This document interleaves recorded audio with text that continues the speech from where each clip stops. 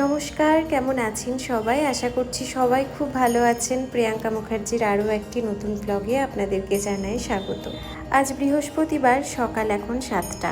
সকালে টুকটাক কাজকর্ম সেরে নিয়ে আর ব্রেকফাস্টটা করে নিয়ে রেডি হয়ে গেলাম। আজকে যাব বাড়ি।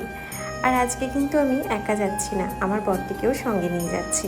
আপনারা তো জানেন আমি টুকটাক করেই বাড়ি চলে যাই, কারণ বাড়ি না গেলে মনটা খুব একটা মারে না। কিন্তু আজকে ওকে নিয়ে যাচ্ছি কারণ এখন ওর গরমের ছুটি পড়েছে, তাই ভাবলাম একবার ঘুরে আসি। বলতে বলতে বাড়িও পৌঁছে গেছি। আর বাড়ি এসেই দেখুন কি দেখাচ্ছি আপনাদের। মায়ের হাতে লাগানো এই লিচু গাছ, অজস্র লিচু ধরেছে জানেন। আর এখন তো পাকেনি খুব একটা, এখন হালকা লাল ভাবটা এসেছে, কিন্তু দেখতে এত সুন্দর লাগছে।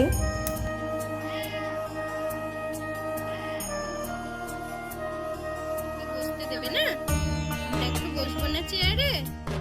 হ্যাঁ চিনি,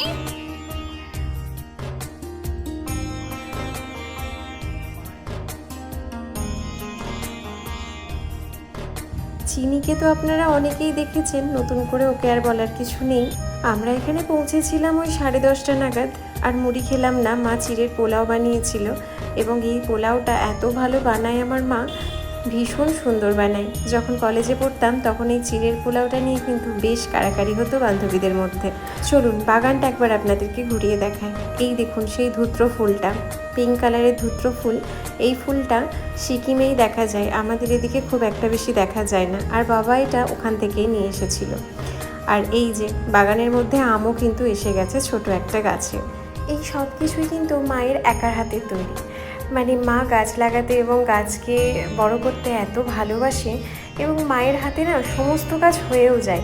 মানে যেটা আমরা সময়ের পর সময় দিয়েও করতে পারি না, সেটা মা একদম এক নিমেষে একটা ডাল নিয়ে এসে কীভাবে সেই চারা গাছটাকে বানিয়ে ফেলে এবং এত সুন্দর হয়ে যায়, সেটা না দেখলে কেউ বিশ্বাসই করতে পারবেন না।